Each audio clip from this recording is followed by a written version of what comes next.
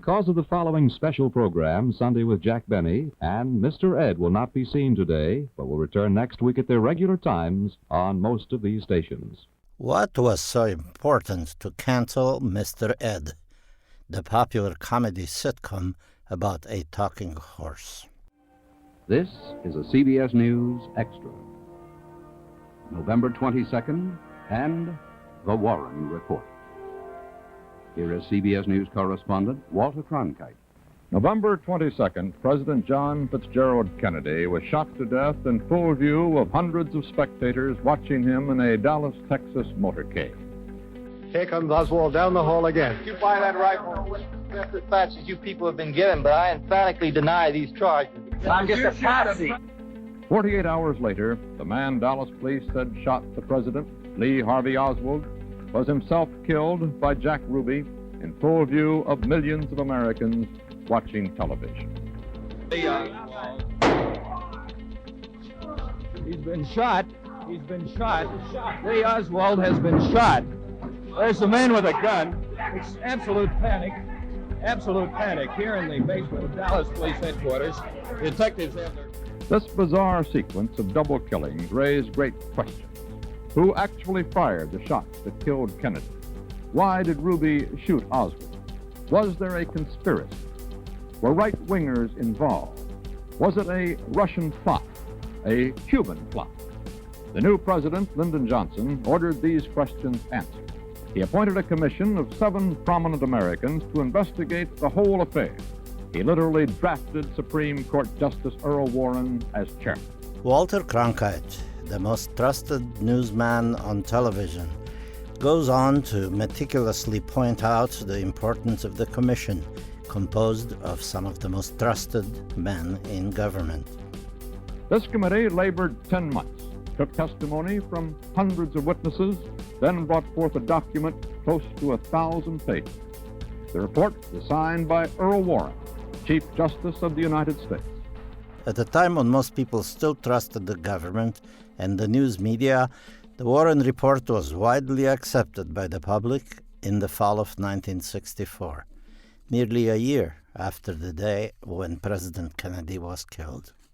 Well, if the Warren Commission had looked carefully for the truth, had followed all of the paths, it would have had to expose and talk about the Castro plots, the CIA's attempts to kill Fidel Castro, and the involvement of the mafia. So this would have been a disaster for the U.S. image in the world. Right? The U.S. was at that point fighting a Cold War propaganda battle for the allegiances of people in non-aligned nations.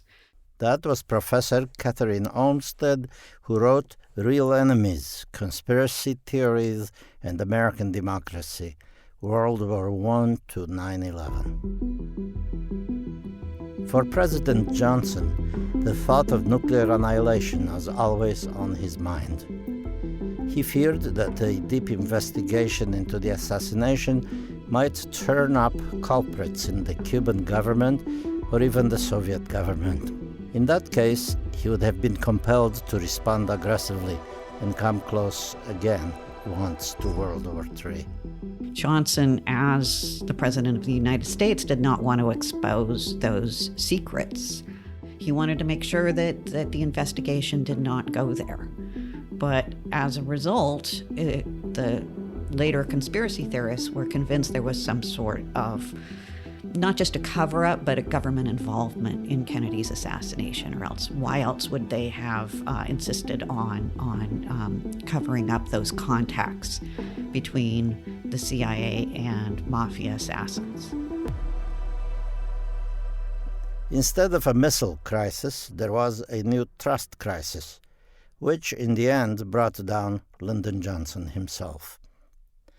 When the report was published and made available to the public, a slew of amateur detectives began breaking down every aspect of the investigation and its lingering questions. Doubts about the Warren Report began to grow, fed by the springs of America's ever-ready paranoia. There had to be another story. is that when Jack Ruby shot Lee Harvey Oswald on November 24th, 1963, the nation would, from that point on, be denied answers about what had happened in Dallas. That was Professor Alicia P. Long, author of Cruising for Conspirators, How a New Orleans DA Prosecuted the Kennedy Assassination as a Sex Crime. I mean, also, just let me say, our brains want to close the loop, right? I mean, our brains are pattern-making tools. And in a way, conspiracies are just patterns, right? And it helps people to sort of close the loop on something. So that's not an unnatural way for your brain to want to problem solve. It's just that it's not necessarily correct. There are brains and brains. Some brains have subpoena powers. Tonight I'm going to talk to you about truth and about fairy tales, about justice and about injustice. Now let me tell you why President Kennedy was murdered and how he was murdered. I also want to give you a few examples which will show you how the conclusion reached by the Warren Commission is totally impossible. President Kennedy was assassinated by men who sought to obtain a radical change in our foreign policy, particularly with regard to Cuba. By 1967, an official brain with a vast platform emerged out of the squirming mass of common eggheads doubting official explanations of the JFK assassination. New Orleans District Attorney Jim Garrison, a 6'6" Jack in the Beanstalk, fed red meat to the hungry maw of the media.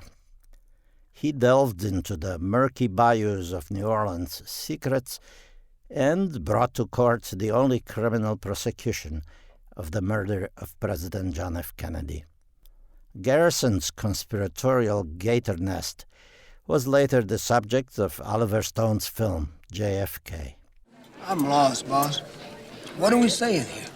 We're saying that when Oswald went to Russia, he was not a real defector. That he was an intelligence agent on some kind of mission for our government and remained one till the day he died. That's what we're saying. Therefore, because Oswald pulled the trigger, the intelligence community murdered their own commander-in-chief? Is that what you're saying? I'll go you one better, Bill. Maybe Oswald didn't even pull the trigger.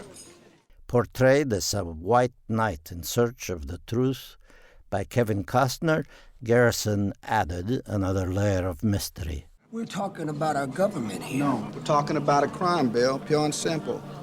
Y'all gotta start thinking on a different level, like the CIA does. Now, we're through the looking glass here, people. White is black, and black is white. Just maybe Oswald is exactly what he said he was. A patsy. Well, I think that he was proposing to play a role that was very appealing, that he was going to be the one prosecutor who was going to convict the murderer of the president. But instead, he came up with this theory, and then he tried to, ram the facts to fit the theory, to force them into his framework, and to try and make the facts fit the theory.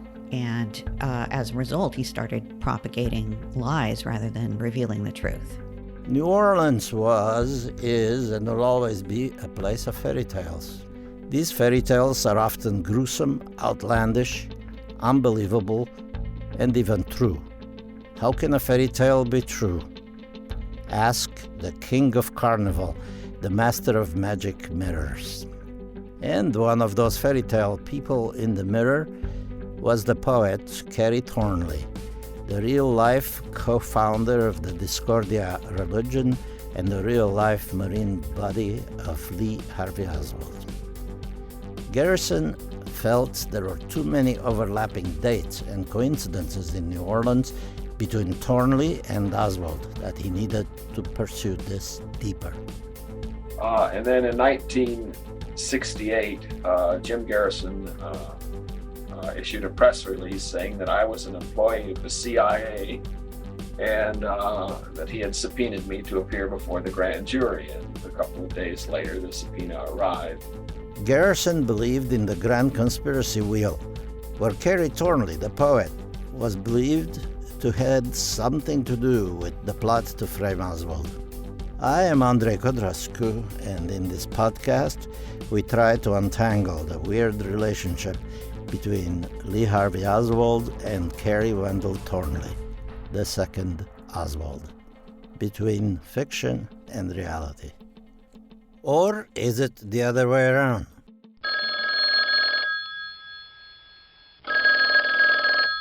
Kerry Thornley, please. Speaking.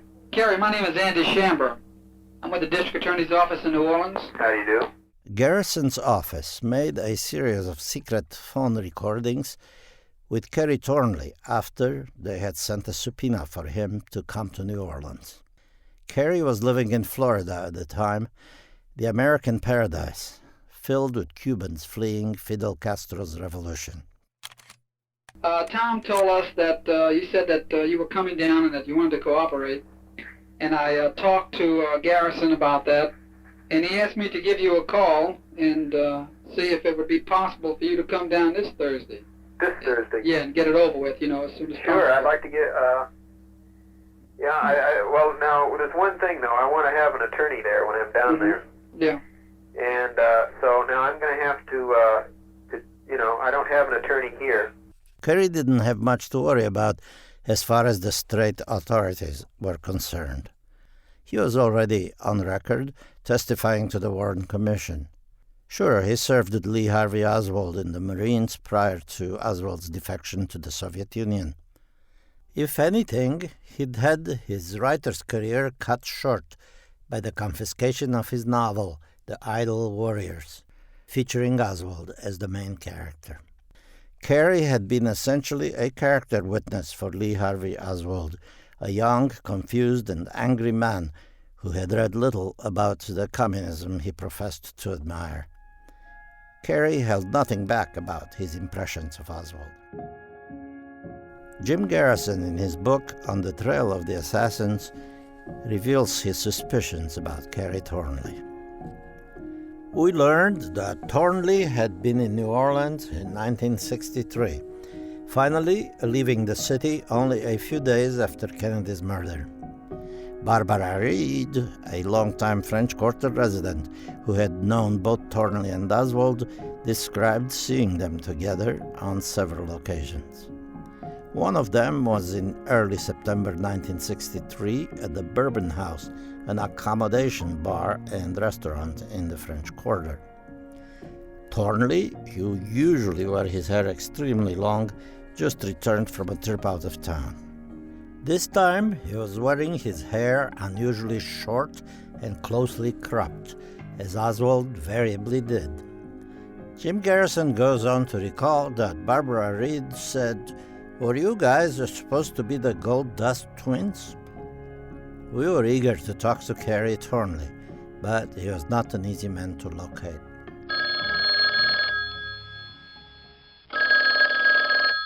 I saw that certificate for the first time today when I went down to court, Yeah. And like that thing, I can understand that maybe from talking to Barbara Reed and that you got the idea that I had been seen with Oswald, and that had, as it was said in the certificate, that had been established. But there was no excuse for saying that I had not been questioned on that in my Warren Commission testimony, because it's on the record that I was questioned as to whether I saw Oswald in New Orleans, and I told them definitely not.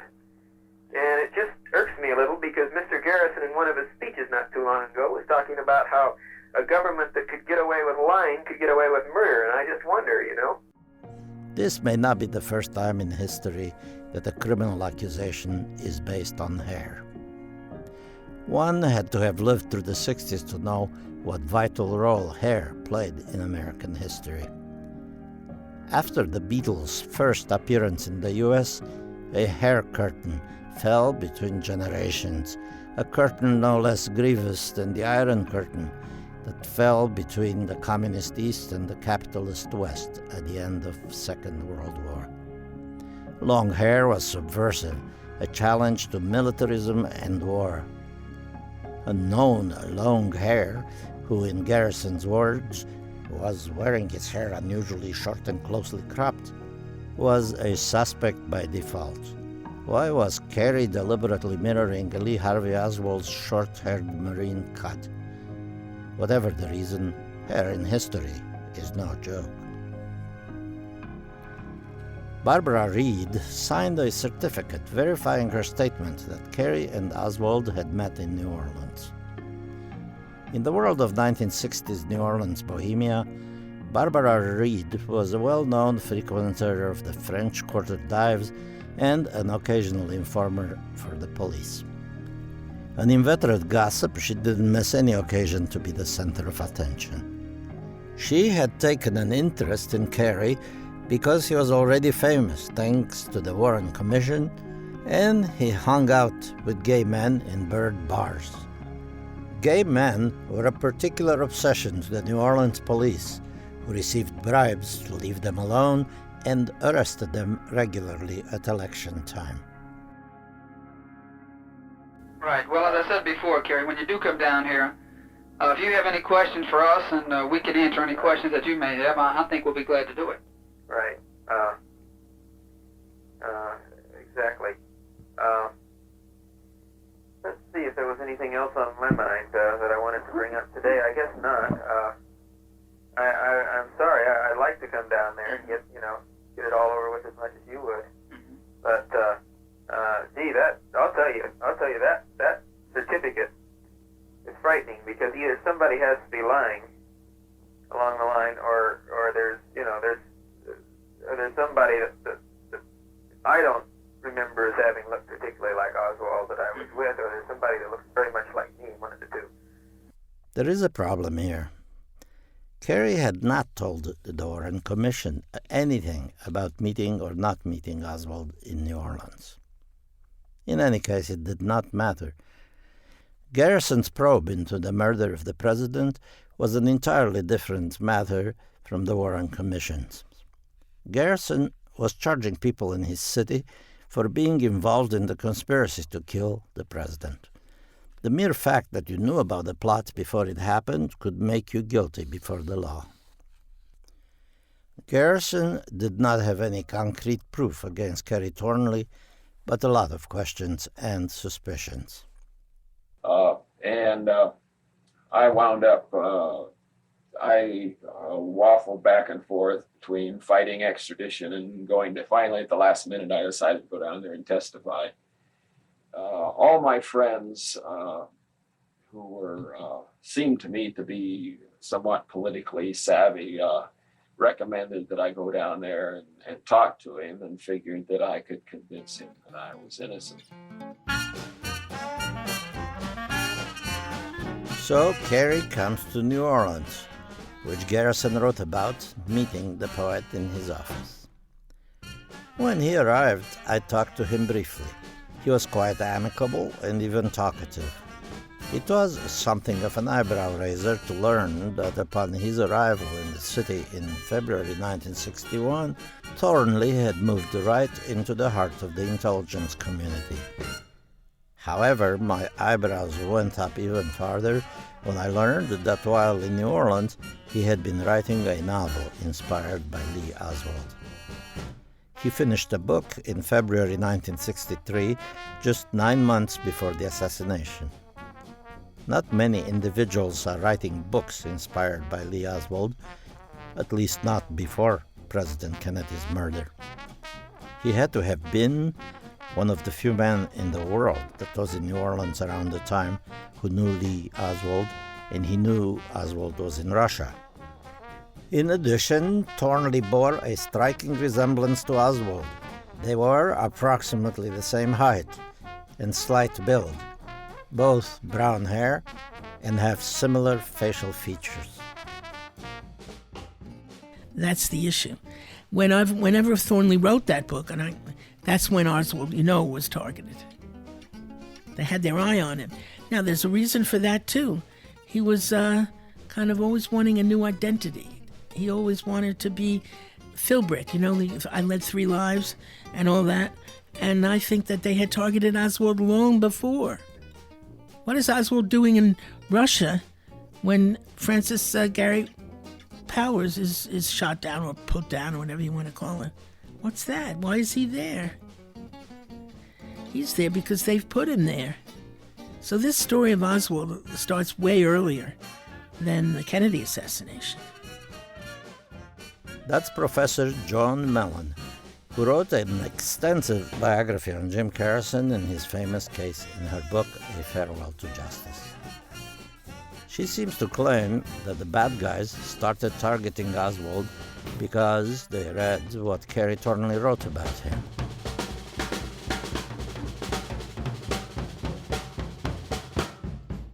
This idea begins to illuminate the connection between fiction and reality by reversing the order of things. If Oswald was trained as an assassin because of Kerry's portrait of him, fiction precedes reality. Usually it's the other way around. Or is it? Looking at just American presidential history, John Mellon's idea may be the way history really works. Czolgosz, the anarchist who shot President McKinley, comes straight out of Joseph Conrad's book, The Secret Agent. John Hinckley, who shot Ronald Reagan, was inspired by the film Taxi Driver. History may, in fact, all come out of fiction. My opinion is that they scooped up Thornley, obviously when he was in the Marines, and they had him give Oswald this fake identity that Oswald was talking about Russia and whatever it was that he said. Thornley said, I don't remember the exact words. And that was because they needed a Marxist to kill Kennedy. They can't say they're going to kill Kennedy. They, referring to the clandestine services in the U.S. government, namely the CIA, were playing the long game and setting up several patsies to take the fall for future assassinations. A gallery of misfits. Oswald and Thornley fit the mold perfectly. Loners, losers, and angry at the world. So Thornley was set up to write the profile of one of his fellow soldiers, and the secret intelligence takes it from there. Who looked like him. There were Oswald doubles. There were people who went out and impersonated. Most of them did not look like him, however. That would have been possible, though. That's the only possibility I can imagine. It's the only way I could possibly explain it. Either way, there was a conspiracy. There's no possibility that the lone assassin theory could be correct either way. There may have been a number of Oswalds around, but how many of them are good writers? Still, as the 60s were soon to reveal, masses of would-be artists with long hair were being trained with LSD and rock and roll to be Manchurian candidates. The problem was that there weren't enough important people, like presidents, to kill. If Garrison could prove that Kerry was involved in a plot to assassinate the president, or the lower burden showed that Kerry knew about it, or even better, helped to create the patsy, he could be prosecuted. And that would open a can of worms that no intelligence service in the world wouldn't be mighty proud and guilty of. Yes, I could. Yeah, of course, I could be locked up for 20 years in the state of Louisiana for conspiracy to commit murder. I could be convicted of the same, because of what I'm saying at this time. I could be convicted, in my opinion, and I think I understand the law pretty well there. Jim Garrison at the time tried me for perjury. At what time? In 1968, tried me for charged me with perjury. Charged you with perjury? Yeah. If he had charged me with conspiracy to commit murder, and if he had understood then the importance of what I understood now, he could have convicted me easily. What Kerry is referring to are also his conversations in New Orleans with Slim Brooks and brother-in-law about their hatred of Kennedy. They talked openly in bars about killing Kennedy and explored the best way to carry out the killing and get away with it. And in their last meeting, 2 weeks before the assassination, they talked about finding a communist to frame for the murder.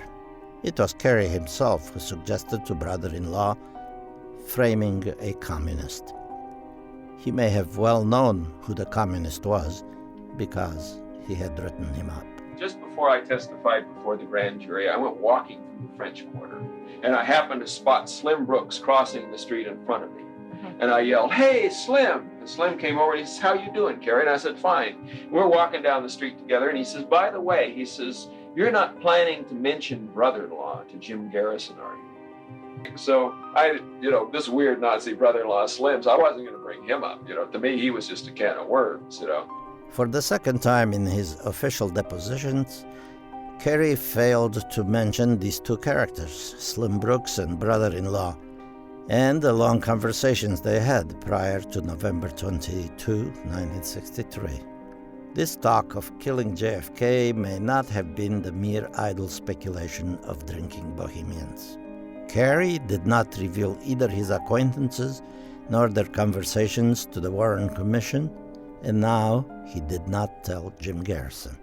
Jim Garrison just, like I say, he decided that I was feeding him false information, and so he decided I was one of the assassins. So the next thing he decided was I probably set up Oswald. Garrison suspected Thornley was not completely forthright in his testimony before the grand jury. Garrison charged me with perjury for denying that I had met with Oswald in the Bourbon House in New Orleans in 1963, in September of that year, just previous to the assassination. I had not seen Oswald since I'd been out of the Marines. I had not been aware that he was in New Orleans until after the assassination.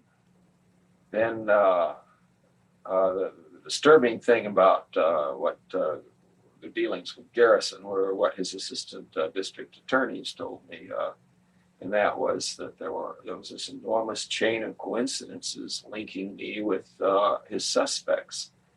And it is on these coincidences that Jim Garrison built his case in New Orleans. But, strangely, not against Kerry Thornley, but against another man.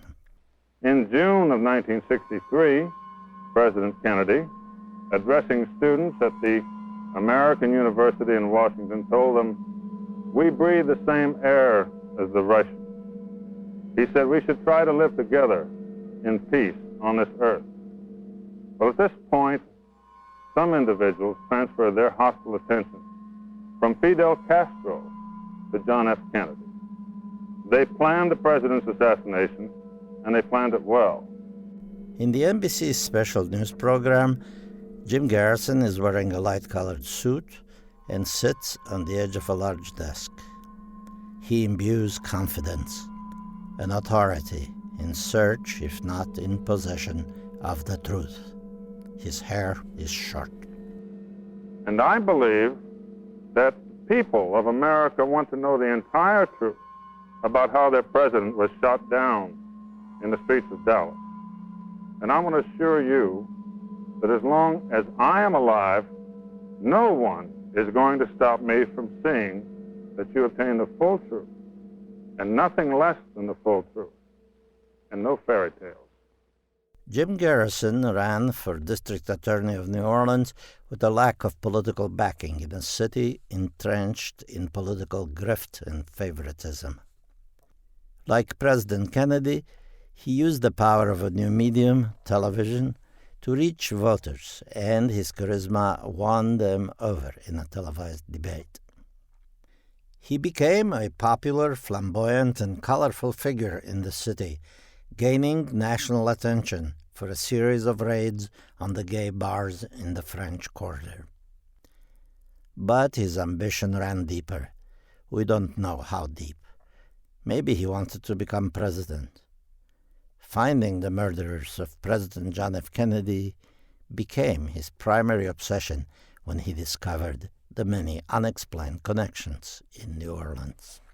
That he saw a way to get attention, and that was to be the one person who prosecuted someone for killing John Kennedy. And he sort of jumped from theory to theory. At the beginning, he had this sort of homophobic fascination with what he believed was a gay plot in New Orleans against Kennedy. And then he decided that no, it was really a government plot because to keep Kennedy from taking America out of Vietnam. But, his methods were very questionable as well as his theories. By the time Garrison began his investigation, the war in Vietnam had become very unpopular. The constant coverage on the nightly news and large casualties was a malignant tumor on Johnson's presidency and was tearing the country apart. Many Americans remembered what was lost with Kennedy's passing, a young idealist president in a peaceful time. Kennedy, it was believed, would not have involved us so deeply in that hopeless war. And that, perhaps, was why he was killed. Joan Mellon, who wrote several biographical volumes on Garrison, recounts the first time she met the district attorney. I was sick. New Orleans is the worst climate in the world, I think, by far. Sultry, you can't breathe. It was May or June.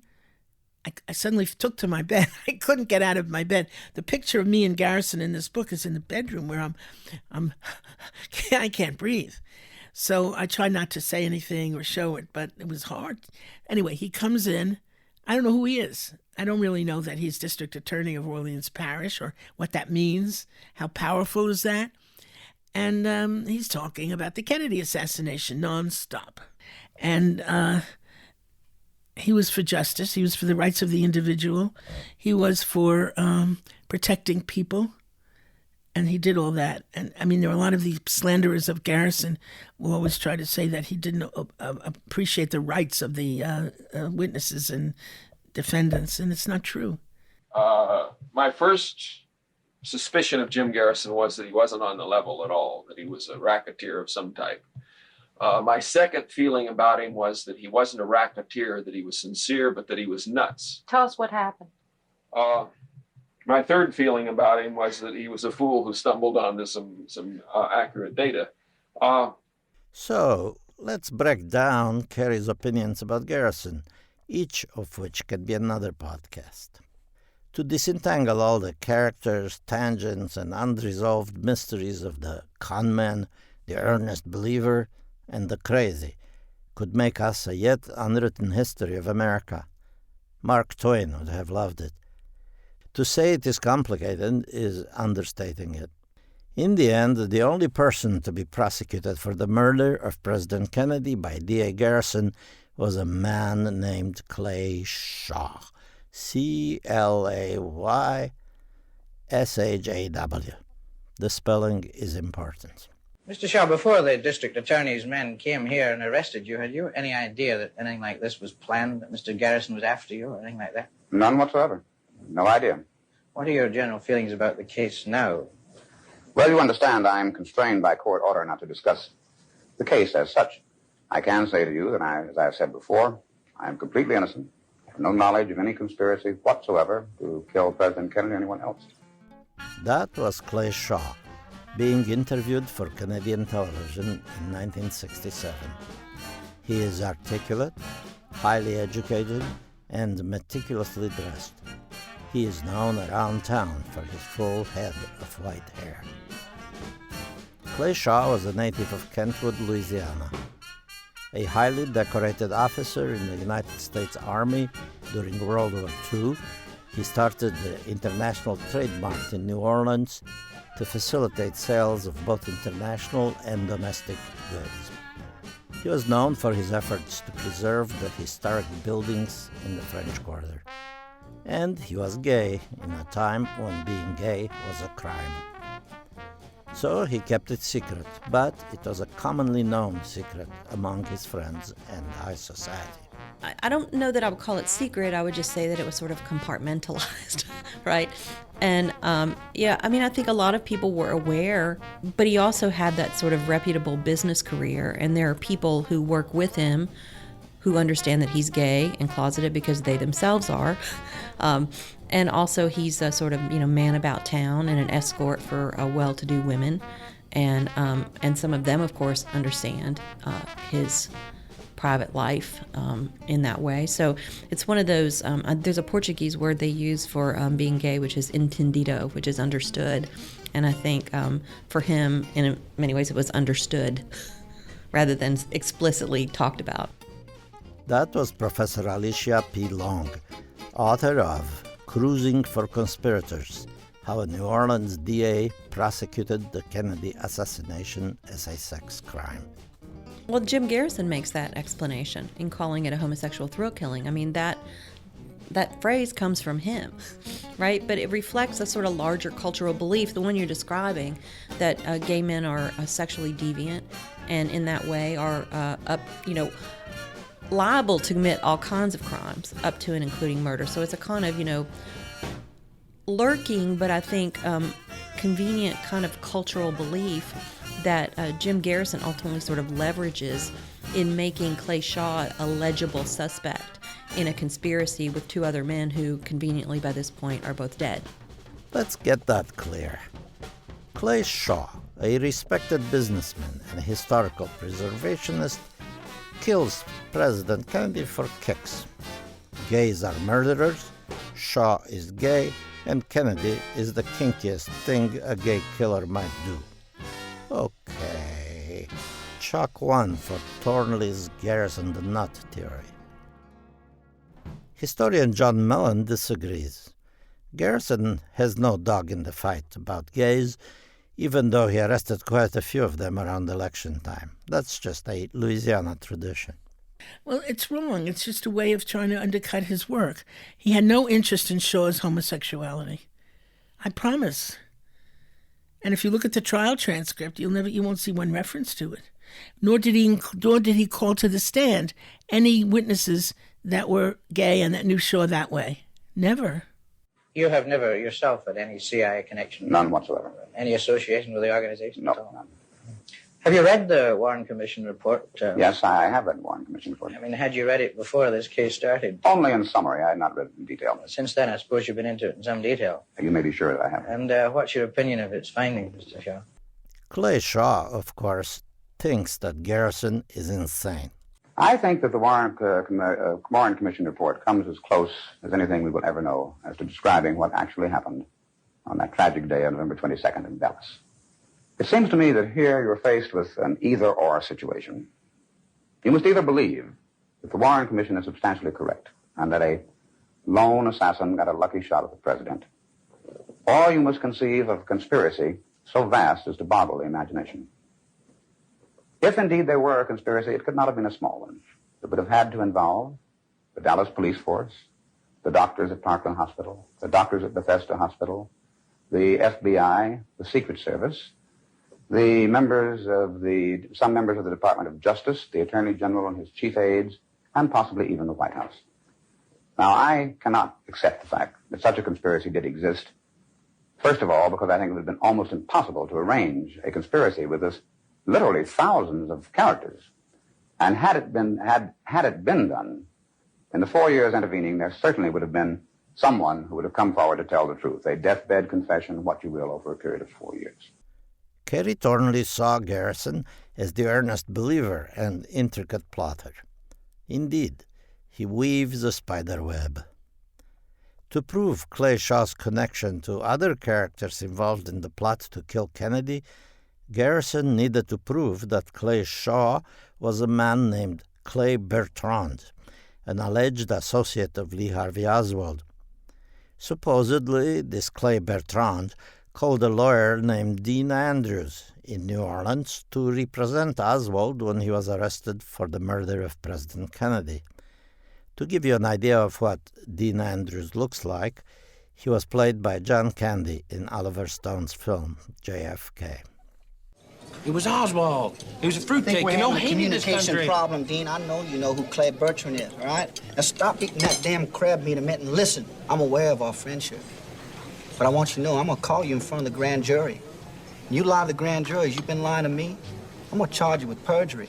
Right now, I took 9 judges on right here in New Orleans, Dino. I beat them all. So am I communicating with you? Is this off the record, Daddy-O? Good. In that case, let me sum it up for you real quick. If I answer that question you keep asking, if I give you the name of the big enchilada, you know, then it's Bon Voyage Dino. I mean like permanent. I mean like a bullet in my head, you dig? You're a mouse fighting a gorilla. Kennedy's as dead as that crab meat. The government's still breathing. You want to line up with a dead man? My lips, Dino. Either you dance into the grand jury with the real identity of Clay Bertrand, or your fat behind's going to the slammer. Now you dig me? You're as crazy as your mama. Goes to show it's in the genes. You have any idea what you're getting yourself into, Daddy-O? The government's gonna jump all over your head, Jimbo, and go cock-a-doodle-doo. Good day to you, sir. So, Dean Andrews says that in the summer of 1963, Lee Harvey Oswald came into his office a handful of times. That number will vary, but it may be as many as half a dozen times. He wants to talk about the status of his discharge from the Navy, if it can be changed from dishonorable to honorable. Andrews says that he comes in with 3 gay kids. 3 gays aside, Dean Andrews provided at least 3 separate and distinct descriptions of Clay Bertrand to the FBI. The FBI, after he tells this story, really does a pretty thorough search around New Orleans looking for this person, and Andrews is not cooperating in finding or identifying this person. And ultimately, he will concede that he made it up. When Dean Andrews refused to connect Clay Shaw to Clay Bertrand under questioning by Garrison, Garrison turned to an insurance salesman, Perry Russo, who, under hypnosis and sodium pentothal, claimed he also attended a gay party at the apartment of anti-Castro activist David Ferry, attended by Clay Bertrand, a.k.a. Clay Shaw, and Leon Oswald. The hypnotized and drugged Russo gives various different descriptions of Clay Bertrand, who is really Clay Shaw, and Leon Oswald, who is really Lee Harvey Oswald. Confused yet? So, there is this gay party at Ferry's place, but the conversation is not gay. They discussed plans to kill Fidel Castro and invade Cuba, and assassinating President Kennedy through triangulation of crossfire. David Ferry, you see, is a pilot for the Louisiana Air Patrol and associated with mob boss Carlos Marcello. He is also bald. He suffers from alopecia and must therefore wear many wigs, and also false eyelashes. Ferry is supposed to be the getaway pilot for JFK's assassins. If you are dizzy now, it's not the sodium pentothal, it's the hypnosis. Or something slipped in your bourbon. The multiplying effects will wear off soon, I promise. Yes. You know, I knew about David Ferry. I had met him once and I read about him. You met David Ferry? Yes, this was something I didn't realize at the time I testified before the grand jury. But a few months later, somebody mentioned the address of David Ferry's house on Louisiana Avenue. And I knew that I had gone to that house for a party. Mm-hmm. And then I remembered that my girlfriend had said to me, "We're going to a party at the house of a homosexual airplane pilot named Ferry." Ha ha ha. Oh, Ferry, like yeah. Mm-hmm. Jim Garrison arrested and indicted Clay Shaw for the assassination of President Kennedy. Did you yourself ever know Oswald or David Ferry? Never knew either one of them, no. You never even saw them or came into contact with them in any way? How has this whole thing's been going on now for, nearly 6 months, hasn't it? This is the 7th month, I believe. How is this affecting you personally? I mean, all this publicity and being named as a man being indicted for this alleged conspiracy. Well, it certainly is not the pleasantest thing in the world to understate the case, to find yourself charged with the most heinous crime probably of our times. On the other hand, I have gone ahead with my life. There's not much else you can do, is there? And I am innocent. I have very able counsel, and I have absolute faith in the American judicial system, which will prove me innocent. In the end, Clay Shaw was proven innocent. The jury came back in less than an hour with their verdict. Not guilty.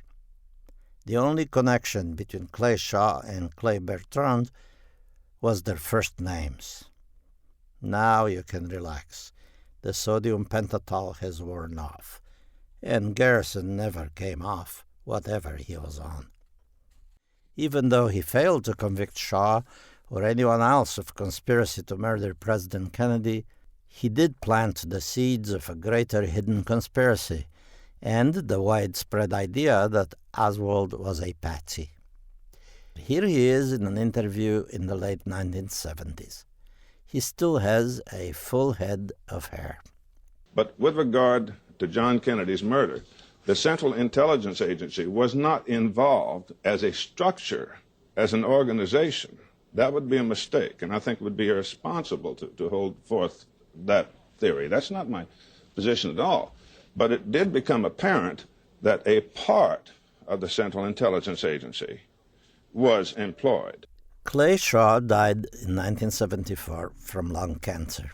In 1979, Richard Helms, former director of the CIA, testified under oath that Shaw had been a part-time contact of the Domestic Contact Service, DCS, of the CIA.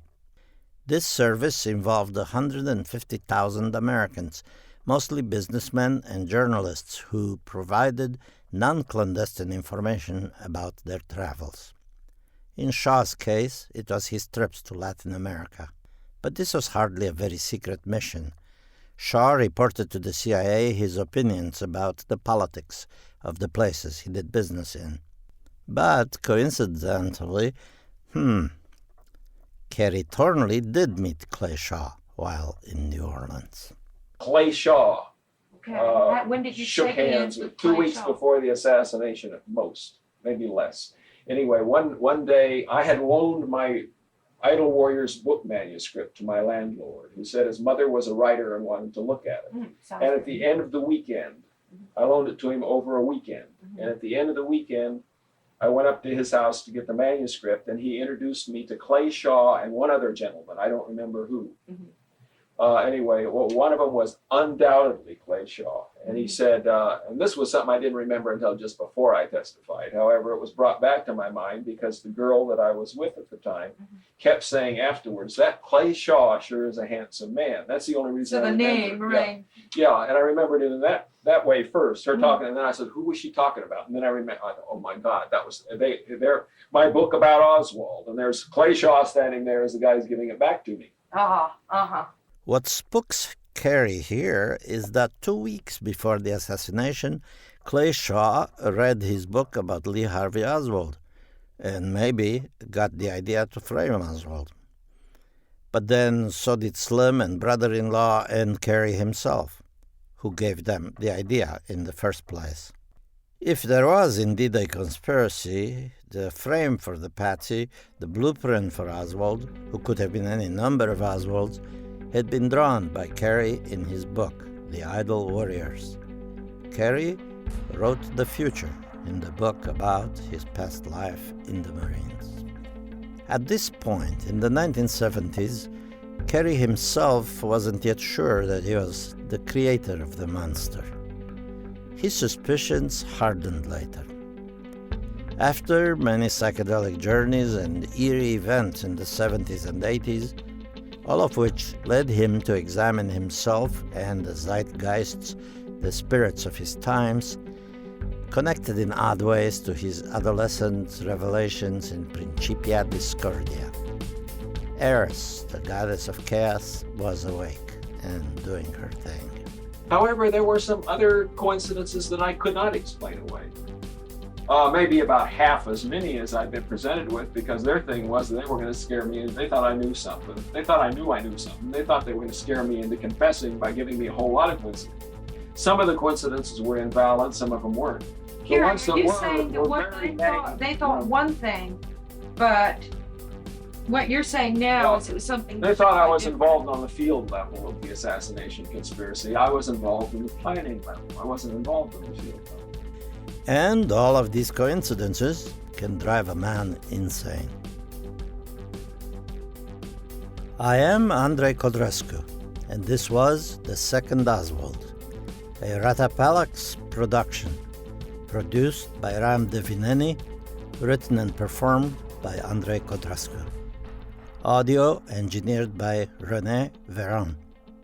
Supported through a grant from New York State Council on the Arts. All rights reserved.